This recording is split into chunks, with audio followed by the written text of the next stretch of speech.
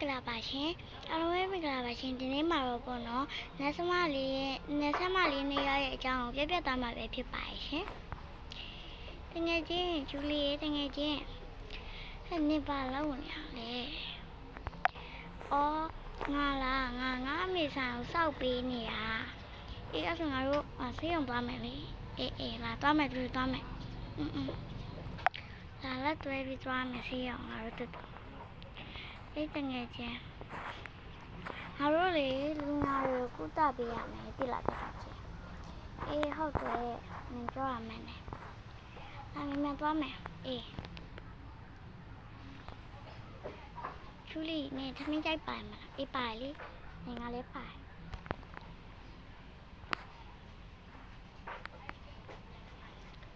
နေကြလားဟာလေနေကိုလာခေါ်တာအားကြောင့်လ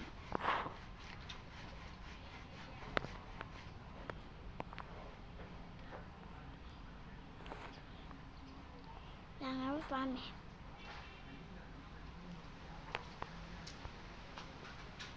ငါတို့နေ့လေကြဒီမှာသမီးမစားမယ်နော်အေးတကယ်ကြကောင်းတယ်ကျူလီနေပါဟဲ့ငါကြတော့ဆူရှီလေငါကဆူရှီလေးတကယ်ချင်းဟုတ်လားငါလည်းဆူရှီပဲငါဒီနေ့သမီးမဟုတ်အဲ့ဒါငါတို့အခန်းလူနာသွားကြည့်မယ်အေးကဲတကယ်ချင်းလားငါတို့နေ့အခန်းထဲလူနာမိငါစီးရင်လောက်လာမယ်နော်အေးသူလေးအဲ့ဆိုငါလူနာကြည့်ထားလိုက်မယ်နော်အေးပြီးရောဟိုင်းလူနာလေးတက်တာရလားရှင်ဟုတ်ကဲ့ဆရာမတက်တာပါရဲ့ဟုတ်ကဲ့ပြရပါပဲလေအဲ့ဆိုဆရာမခဏထိုင်ရအောင်မနော်ကျူလီအေးပြောလေလူနာတက်တာရဲ့တဲ့ဟုတ်လား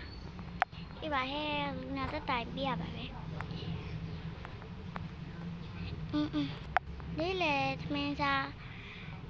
နေ့လေသမင်းစားချိန်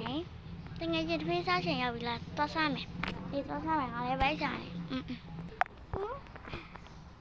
တော်ရကောင်းနေဟဲ့အားတို့ငယ်ကြီးနေရောက်ပါကဲလာတကယ်ကြီးသမင်းသွားစားမယ်နေ့လေစားကဲထိုင်မလားကဲထိုင်